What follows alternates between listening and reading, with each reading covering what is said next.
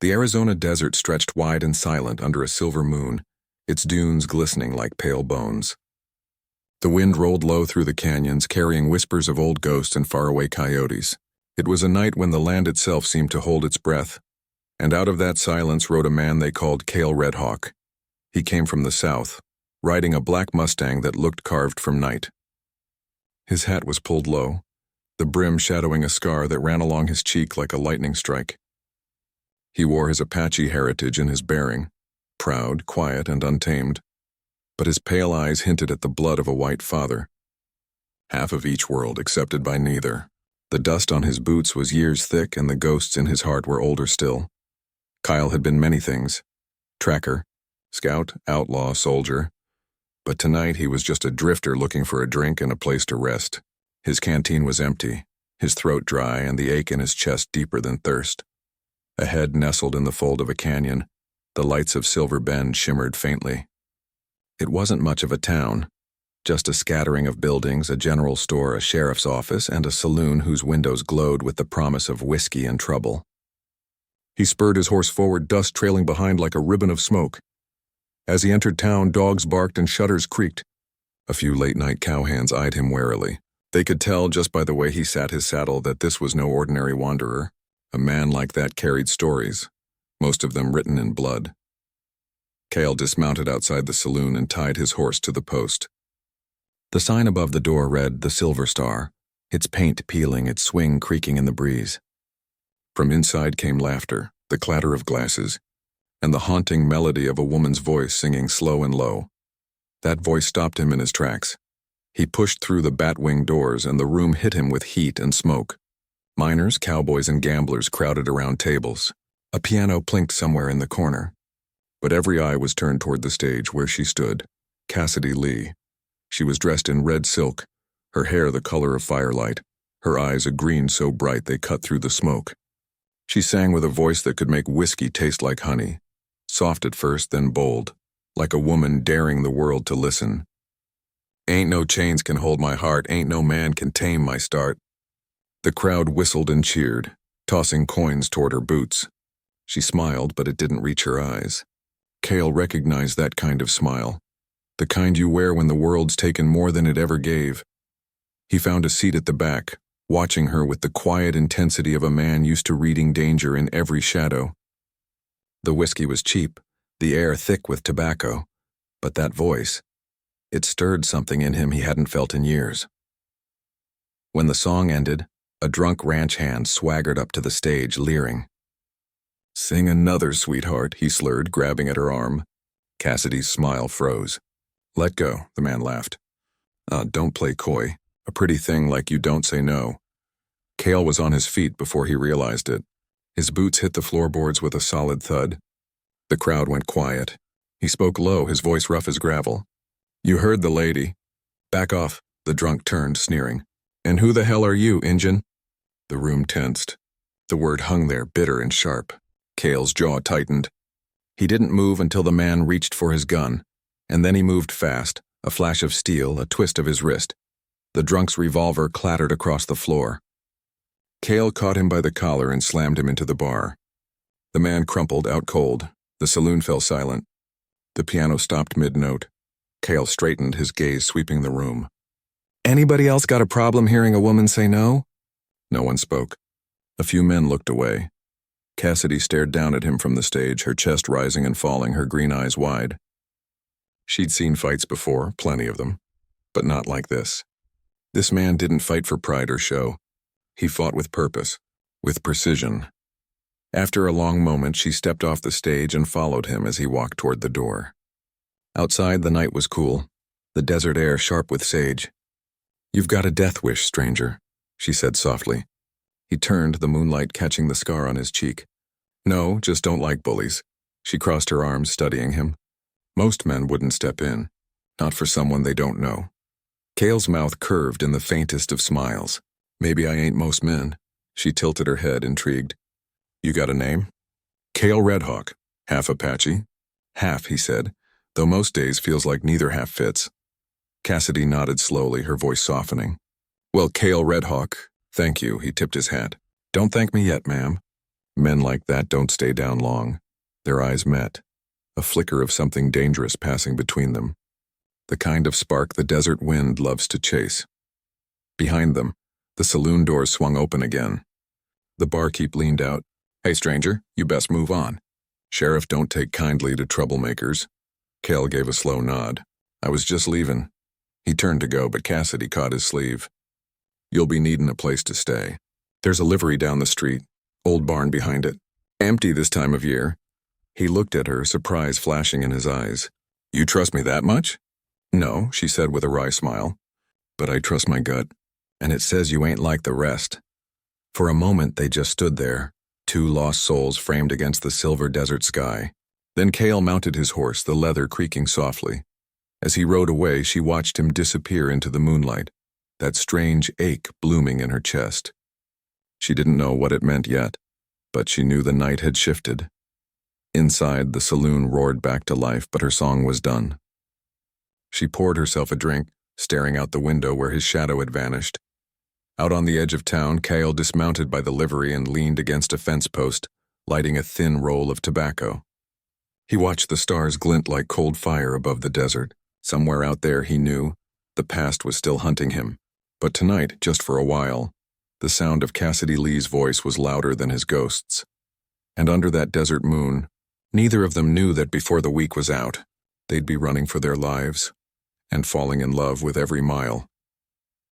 The next day dawned blood red over Silver Bend, the kind of sunrise that warned of trouble coming. Dust hung heavy in the streets and word spread fast.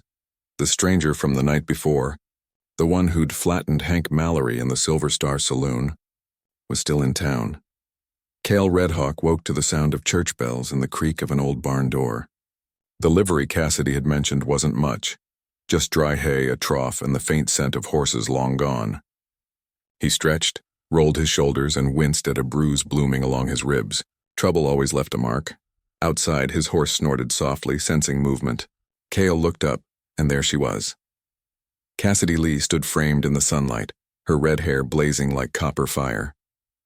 She wore a plain riding dress now, no stage paint, no sparkle, just the woman underneath. In her hands she held a bundle wrapped in a shawl. "Brought you something," she said. "You didn't have to." "Didn't say I had to," she replied, handing it over. Inside was bread, jerky, and a flask. "You looked like a man who hadn't eaten a real meal in days." Cale took it, his eyes softening. "You're not wrong." She leaned against the doorframe, watching him. "So what's your story, Redhawk? You just wander into towns, save women from drunks, and ride off again?" He tore a piece of bread, chewing slowly before answering. "Something like that.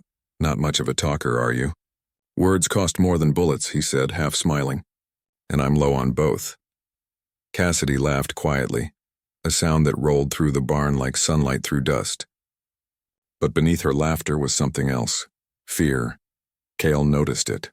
The way her hands trembled slightly, how her eyes flicked toward the street every few seconds. She was watching for someone. "Who you running from?" he asked finally, her smile faltered. "You really see everything, don't you?" "Most things worth seeing." She hesitated, then sat on a bale of hay beside him. "His name's Silas Crane. Owns the Silver Star. Owns most of Silver Bend, truth be told. He brought me out from Santa Fe. Said he'd make me a star. Didn't mention that meant keeping me under lock and key." Cale's jaw tightened. "He hurt you?" Her eyes flickered with something dark. "Not yet. But he will if I don't get out of here by sundown." Cale stared at the ground for a long moment. "And you want me to help you run?" Cassidy met his gaze. "You owe me nothing. But I saw the way you stood up last night. You're not like the others here. I can pay you, not much, but enough to buy supplies." Cale shook his head. "Keep your money. Then why help?" she asked softly. He took a breath, glancing toward the desert beyond the barn doors. Endless, harsh, free.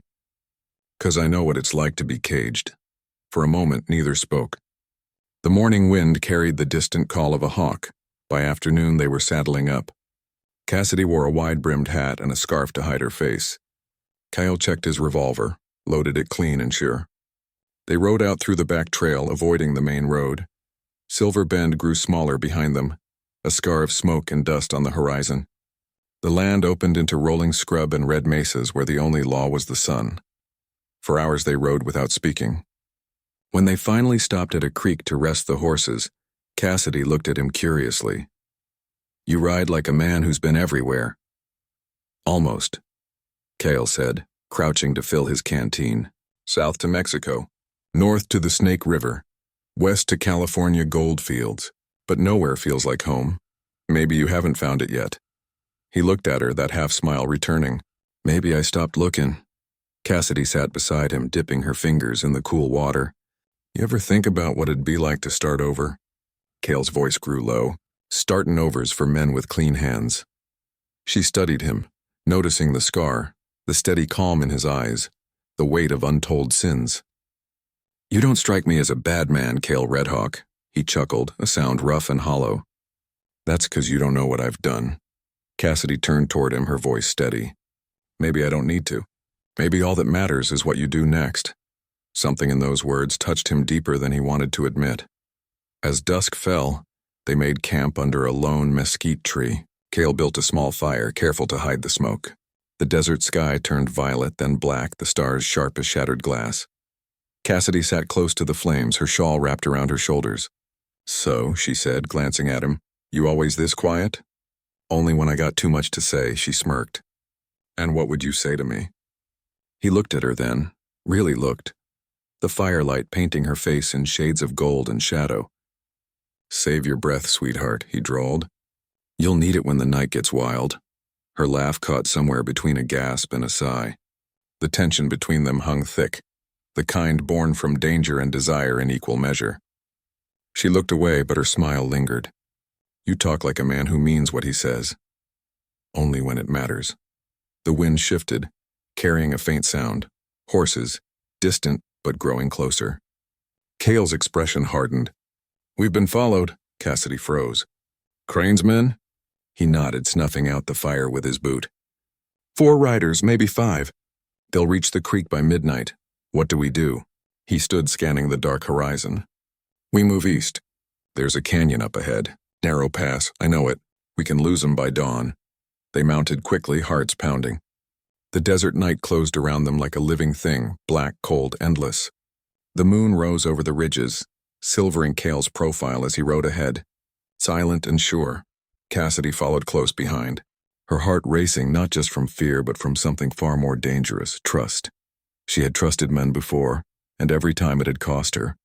But this one, this Apache half-breed with eyes like winter storms, made her believe again.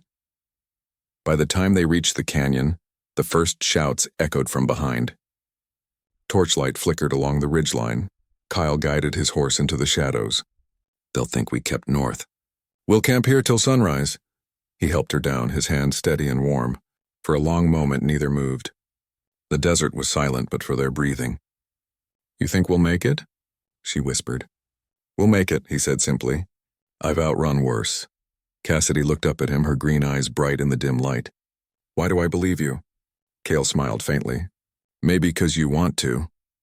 They made a small camp in the hollow of a rock wall, no fire this time, just the stars for company. Cale leaned against his saddle, staring into the endless night. Cassidy lay a few feet away, watching him, the way he stayed alert, even half asleep like a wolf guarding its own.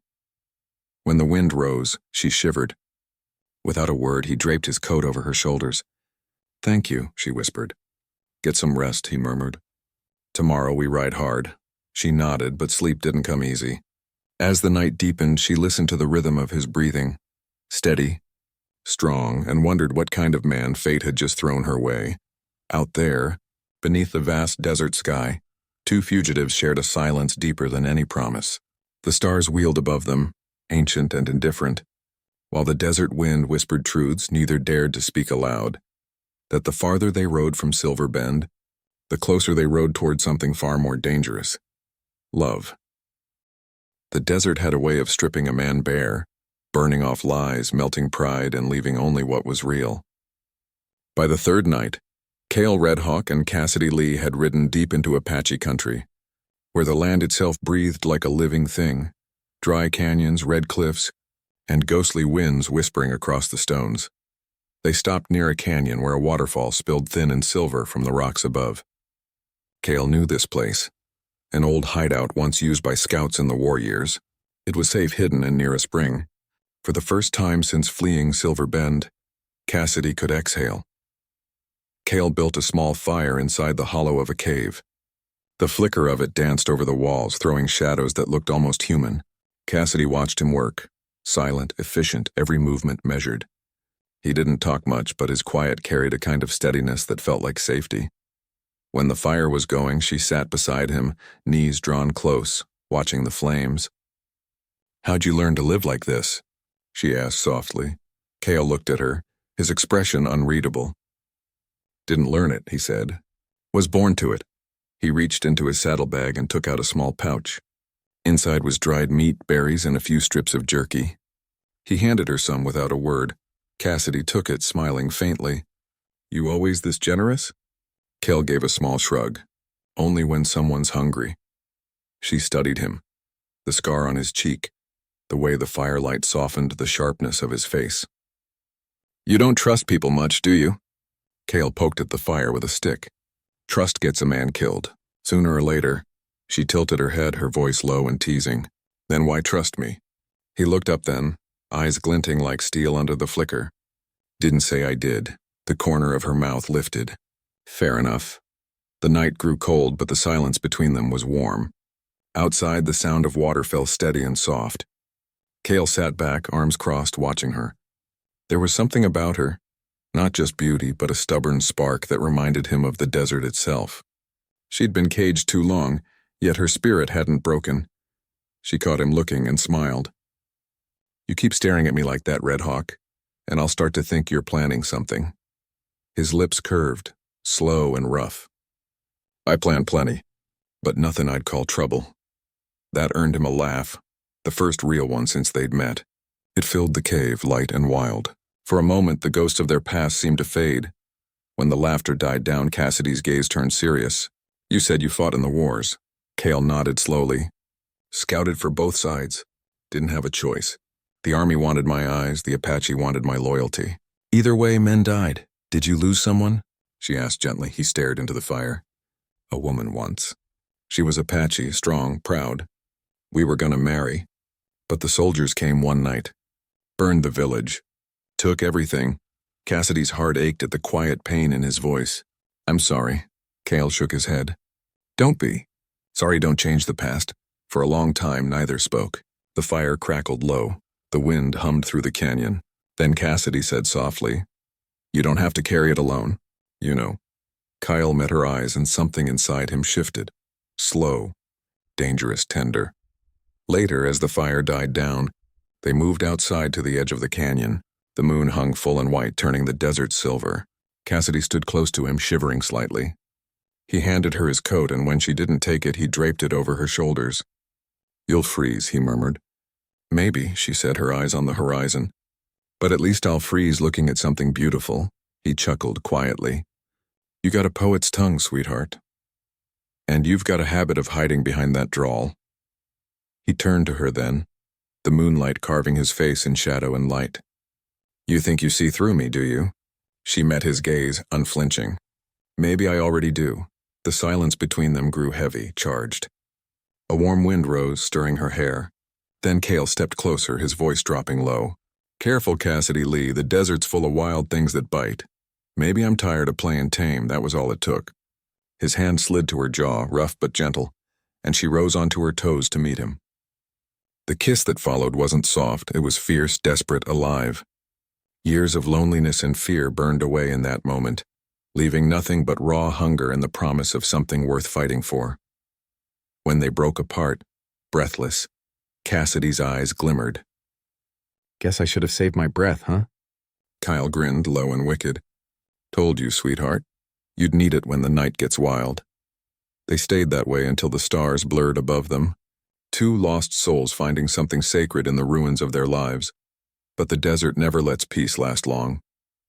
By morning, Cale was awake before dawn. The fire was cold. He stepped outside the cave, scanning the horizon, and froze. Fresh tracks. Hoofprints, deep, heavy, recent. Cassidy came up behind him, rubbing her arms. "What is it?" He pointed. "Riders. 4, maybe 5, headed straight for us." Her blood ran cold. Crane's men, Cale nodded grimly. They found us sooner than I thought. What do we do? She asked, panic creeping in. He turned to her, calm but firm. We fight, her eyes widened. Fight? There's only two of us. Two's enough, he said simply, moving to pack their things. This canyon's narrow. Easy to defend. Hard to leave alive. She swallowed hard. You've done this before. Too many times. Cale guided her into the rocks overlooking the canyon entrance. They'll come through there. You'll take the rifle, stay low. Don't shoot till you see my signal. Cassidy's hands trembled as she took the gun. What's the signal? He smiled grimly. You'll know it when you hear it. By mid-morning, the first echo of hooves thundered through the pass. Crane's men rode in, 5 of them, faces hidden beneath bandanas. They were armed and angry. Kyle crouched behind a boulder, breathing slow. Then one rider spotted movement and shouted. Gunfire erupted, wild, echoing, deafening. Cale moved like a shadow, firing once, twice, each shot clean. Cassidy fired from above, her aim shaky but true. The fight was brutal and short. Dust filled the air, gunpowder stung their throats, and the sound of horses screaming tore through the canyon. When the smoke cleared, 3 men lay dead, 1 fled limping into the rocks, and another groaned in the dirt. Cassidy dropped the rifle, chest heaving. Is it over? Kyle looked down at his arm, blood seeping through his sleeve. Not yet. She ran to him, tearing fabric from her skirt to press against the wound.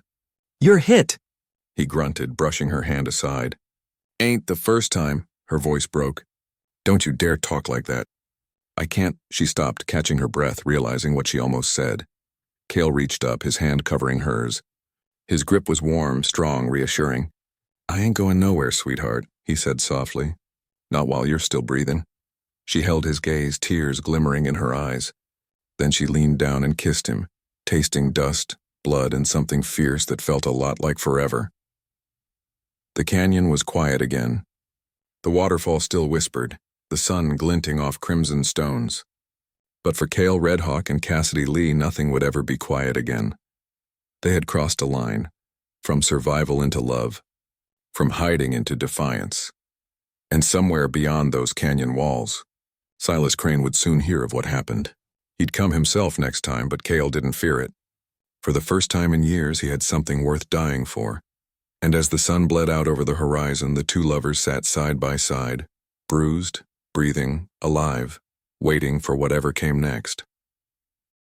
The sun was high and merciless when Cale Redhawk and Cassidy Lee rode into the ghost remains of San Miguel Mission, a forgotten outpost from another time.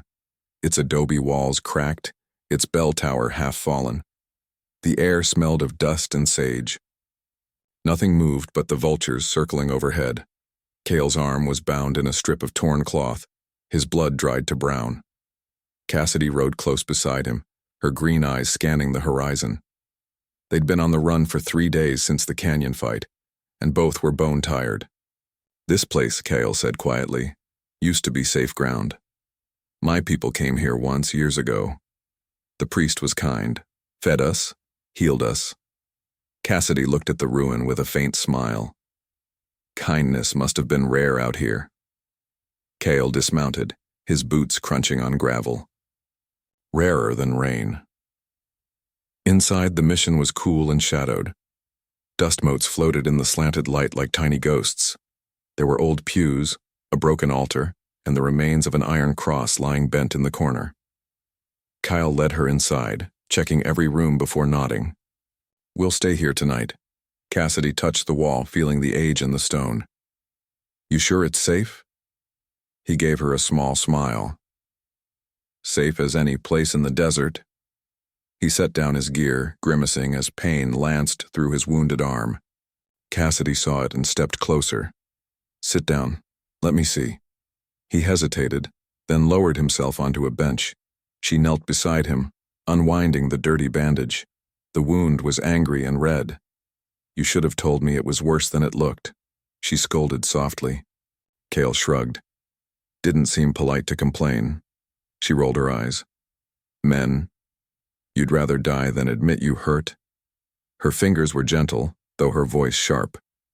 She cleaned the cut with water from her canteen, tearing another strip from her skirt to make a fresh wrap. When she tied it tight, he flinched. "Sorry," she murmured. Cale's voice was low, rough. "Don't be. You got a steady hand." She glanced up and their eyes met. Too close. Too long. Something old and raw stirred between them again. But Cassidy looked away before it could swallow her. When the sun dipped below the cliffs, the mission filled with golden light. Cale sat by the door, keeping watch, while Cassidy hummed a tune and stirred a small pot of beans they'd salvaged. Her voice carried softly through the broken walls, echoing like a prayer. "The road is long and the night is wide, but I'll find my peace on the other side." Cale closed his eyes, letting the sound wash over him. It wasn't the song itself.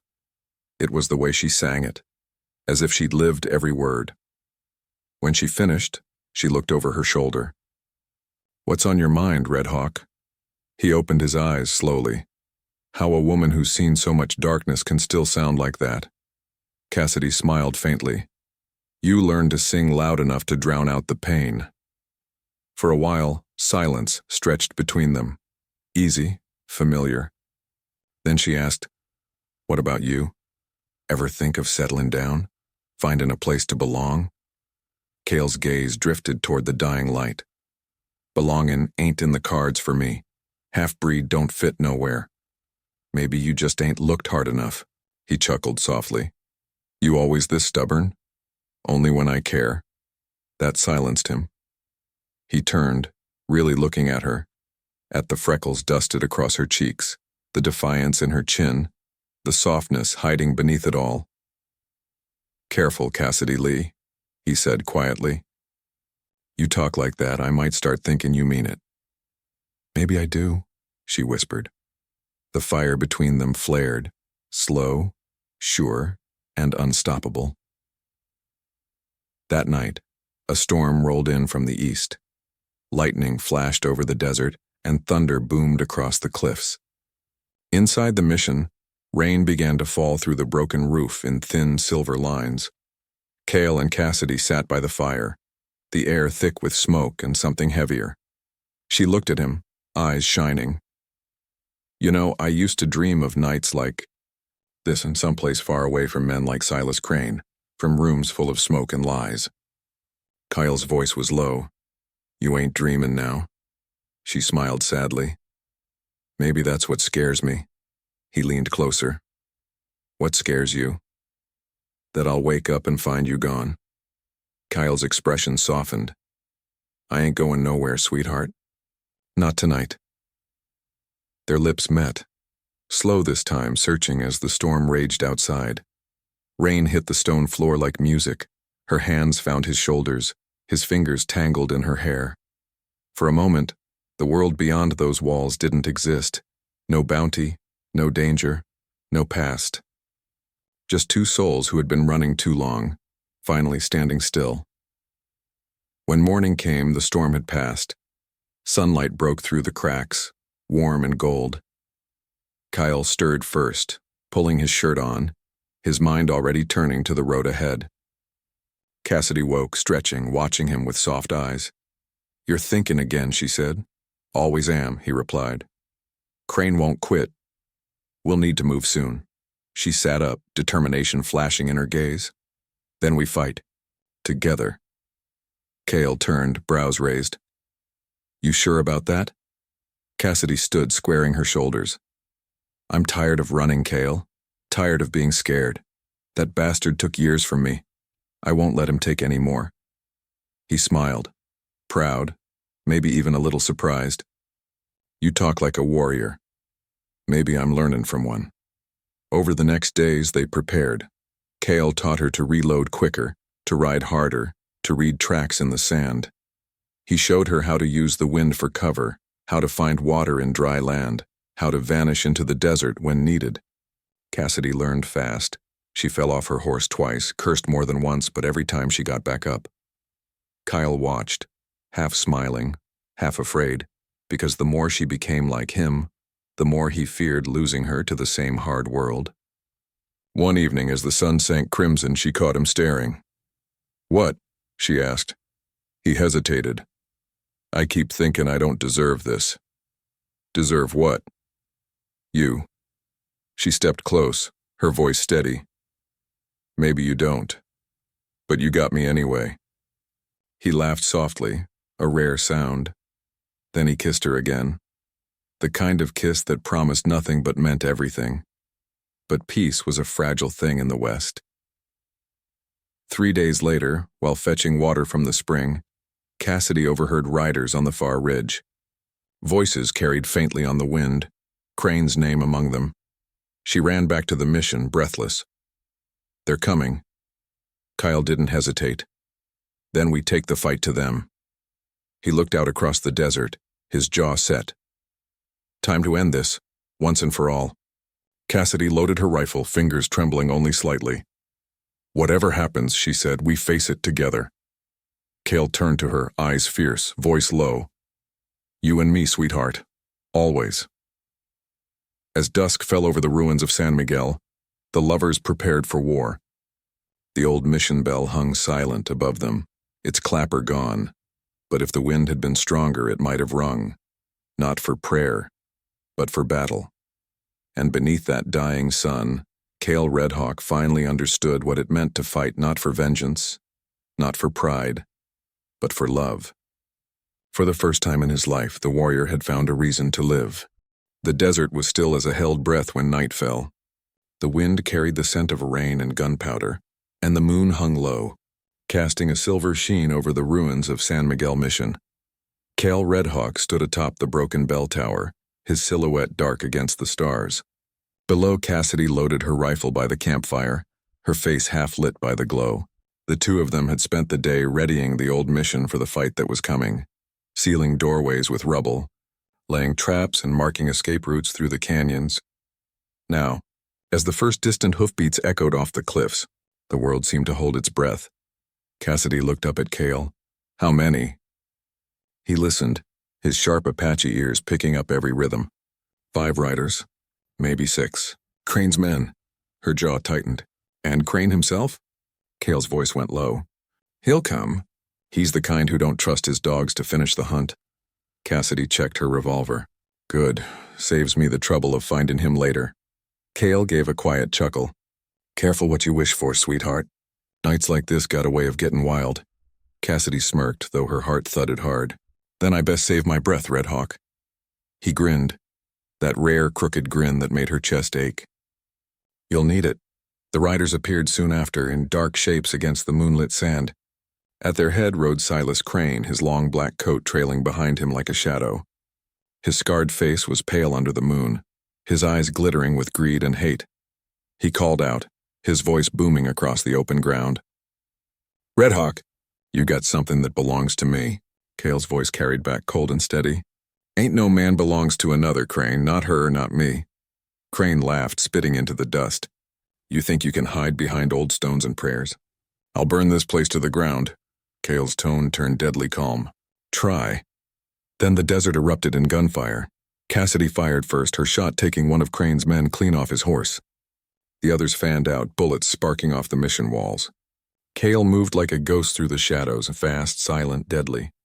He dropped from the bell tower, landing behind a pillar, returning fire with ruthless precision. Dust and smoke filled the air. The echo of shots rolled across the canyons like thunder. Cassidy reloaded, teeth clenched, her fingers steady despite the chaos. Crane's men tried to rush the gate. 2 went down before they made it 10 paces. Cale darted out, grabbed one by the collar and used him as cover while firing back. When the man fell, Cale turned to Cassidy. Flank left. She nodded, sprinting through the archway, her boots kicking up dust. She took position behind a crumbling wall, aimed and dropped another rider clean. But Crane was cunning. He circled wide, firing from behind the rocks, his men covering his advance.